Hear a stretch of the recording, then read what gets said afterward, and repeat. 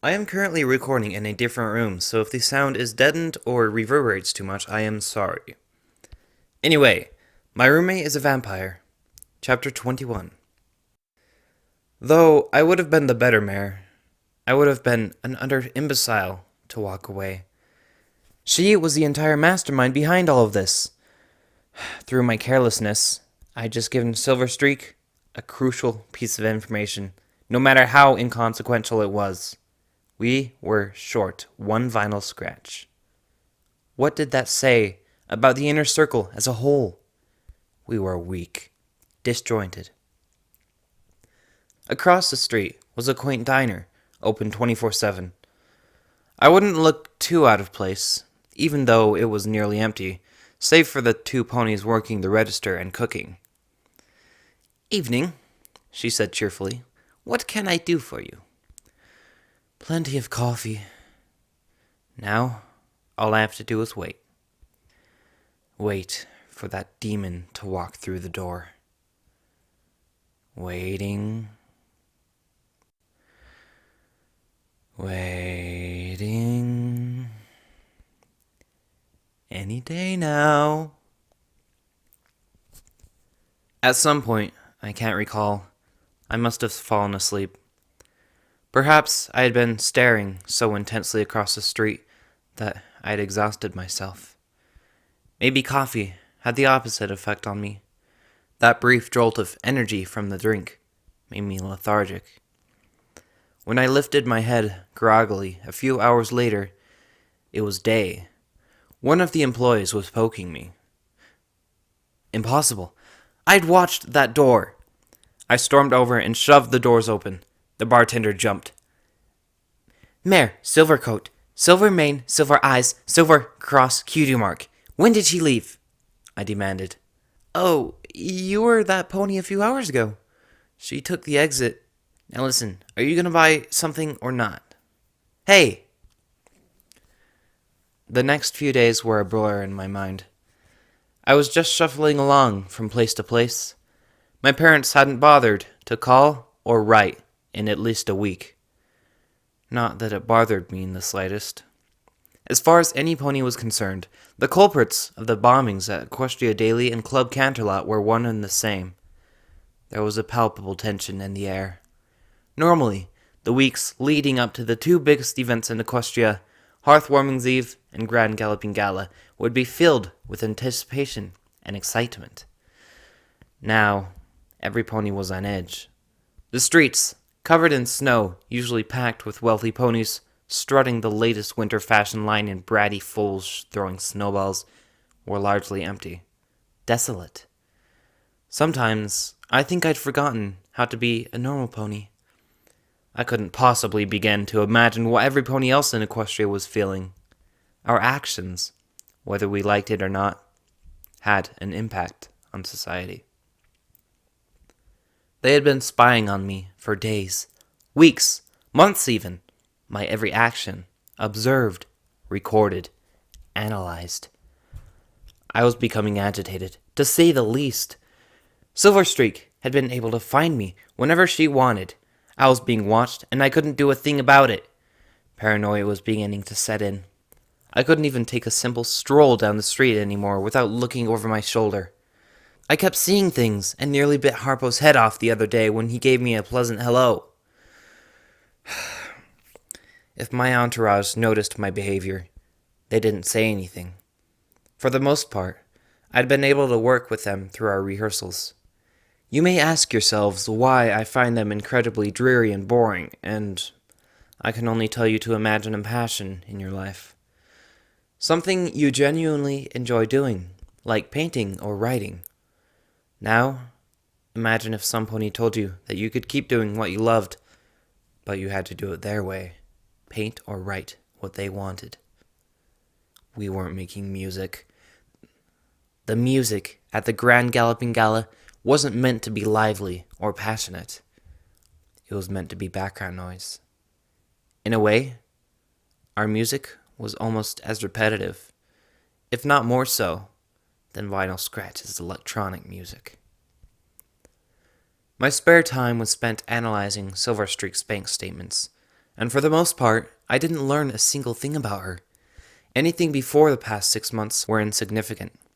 She, like all ponies, had to eat, drink, and sleep. She was mortal, just like us, and she too purchased the same things as we did. But I managed to narrow down 10 payments of a substantial sum, 500 bits, made to a jewelry store on Main Street. Silver Streak didn't wear jewelry, as far as I could tell, nor did she seem like the vain type to do so. Before I could even investigate, I received a call on Friday night from Princess Luna. I thought you'd appreciate me telling you that tomorrow night is a full moon. I frowned. Did you call me here just to tell me this? No, but I've a present for you. I flipped through the booklet. A calendar. You shouldn't have, I said flatly. Oh, but the best part is that it's personalized. Indeed, it was personalized, with pictures of the princess in sexy poses. And it even has a system to tell you when full moons are, see? She pointed out a small picture of a grumpy wolf Octavia. Why is an entire week me being grumpy? That would be Octavia on her period week. Nonetheless, I believe we may have found something. I cocked my head. Princess, I do not doubt your abilities, but I don't think you have very much time to go running around Canterlot. May I remind you that you are not the only member of the inner circle, Octavia. I flushed. Luna paced. Though it doesn't seem like it, Octavia, all the other members of the inner circle are doing their part to fix this mess, she said. All over Equestria, though mostly in Canterlot, our members are currently scouting for any sightings of Silver Horseshoe members and where they are congregating. She gave me a small smile. We all look out for each other. Do not think you are alone. Photo Finish and Hoity Toity are just as frantic about Vinyl's disappearance as you are. We hadn't had a meeting. How did they find out? The Silver Horseshoes may think of itself as secretive, but we can too. Luna smirked. Have you subscribed to our newsletter? It was reassuring, knowing that some pony had my back. So does this mean we have a lead? I asked eagerly. Yes, a potential lead on Vinyl Scratch's whereabouts. My heart leapt. One of our scouts had just noted an incident taken place 2 hours ago where 3 ponies were injured and the paramedics had to come. Well, that explains why you called me here on such short notice. Yes, well, what is more interesting is that these ponies all have silver manes and coats. Potential members?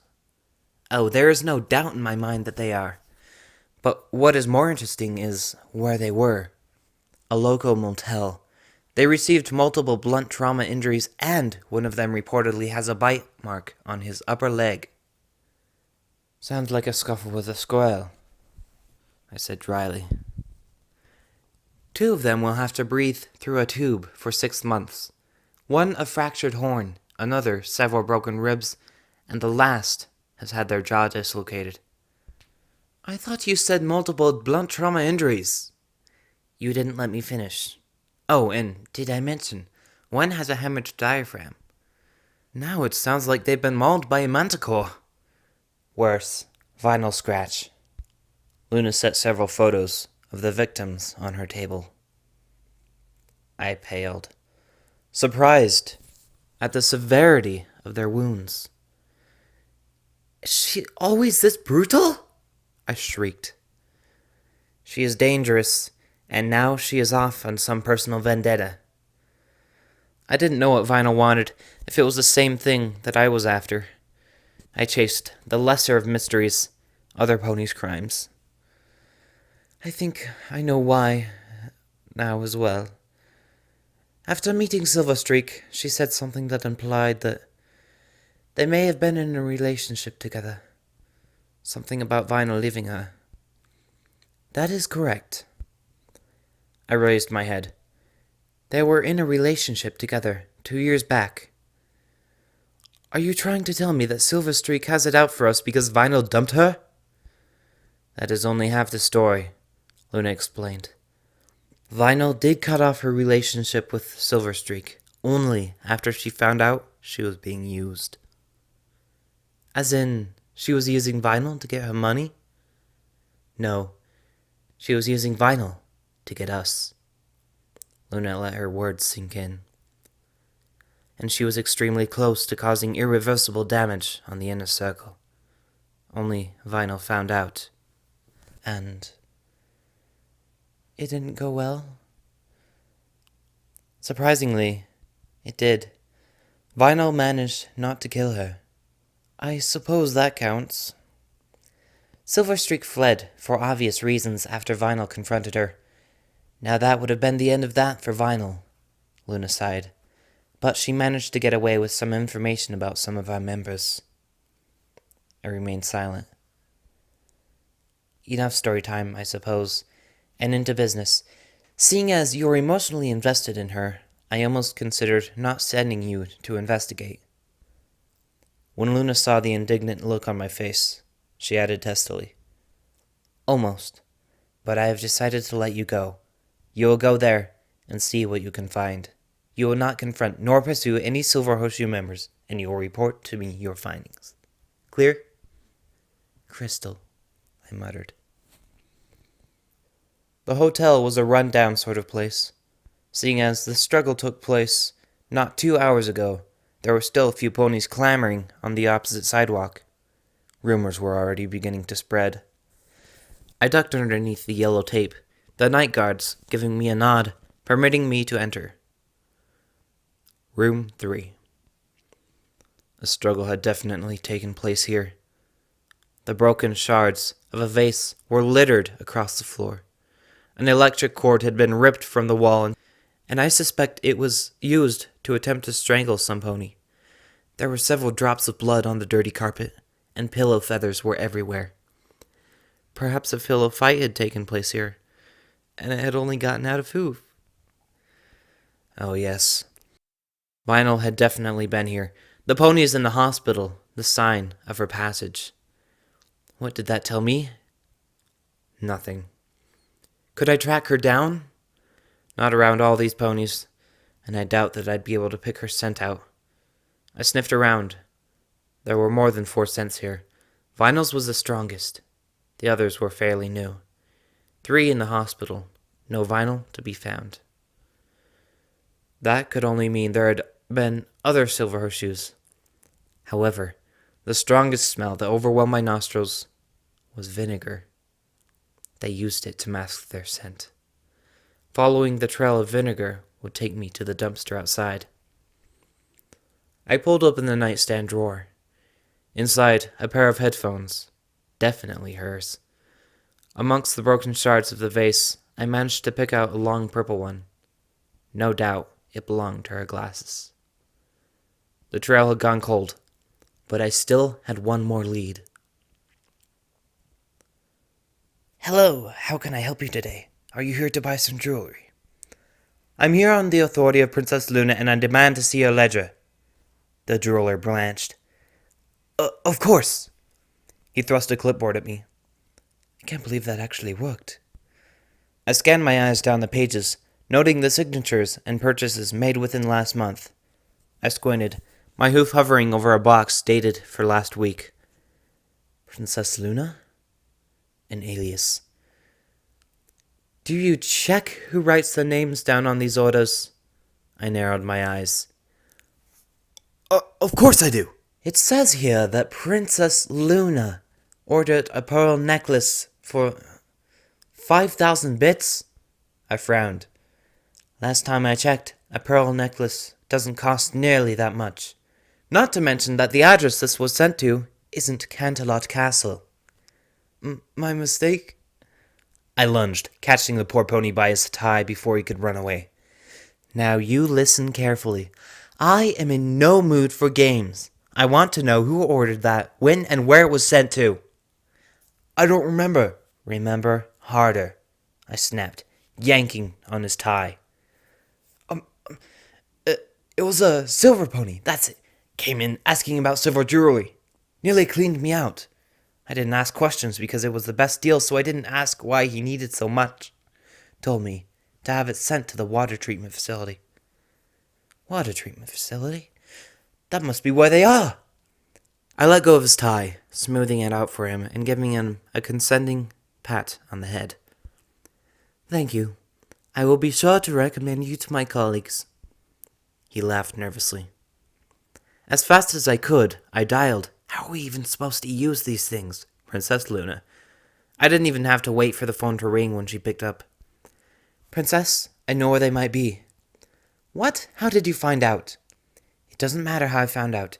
I need you to send every pony available to the Canterlot Water Treatment Facility. Octavia, I order you, do not approach. I can't wait, Princess. Vinyl might be there, and I think she's in trouble. Octavia! I ended the call. Taxi! Any pony could tell you what Canterlot looked like. A shining white castle on the edge of a mountain, with a waterfall pouring out of the bottom. See the waterfall? That was where the water treatment facility was. Or, at least, the main part of it.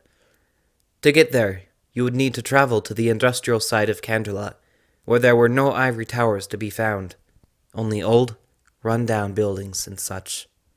The water treatment facility was a large warehouse building spanning at least an entire block. Even from here, I could hear the waterfall. No pony around. No movement from the windows, though I doubt you could see in or out of them, considering how grimy they were. The two double doors that served as the entrance swung apart when I tried to open them. They were most definitely meant to be locked. Inside was a maze of catwalks, ladders, platforms, all the same color. A dull, gunmetal gray. The sound of the rushing waters grew louder. One slip, and I'd be taking a one-way trip down the waterfall. The fall would surely kill me. It was poorly lit, and a tab on the creepy side. They knew I was here. I knew they were watching me. Why all the suspense? This was a trap. I knew that. There was a plan somewhere in this. Decoy, yes. I would make a great decoy. They'd distract themselves with a poor, pathetic gray earth pony. I'd find Vinyl. A rescue would be launched. Great plan, Octavia. Luna would obviously send backup. Help was coming. The only reason help was coming was because I'd made things urgent. Because I didn't listen to her. Now I was forcing her hoof to make a decision.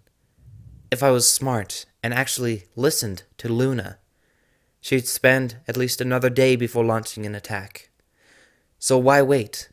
Waiting could cost Vinyl her life. And I wasn't going to risk that, even at the risk of my own life. The things I do for love. Before I could give myself a pat on the back, something slammed into the back of my head, knocking me out cold. Yes, a great plan. Genius Octavia activated.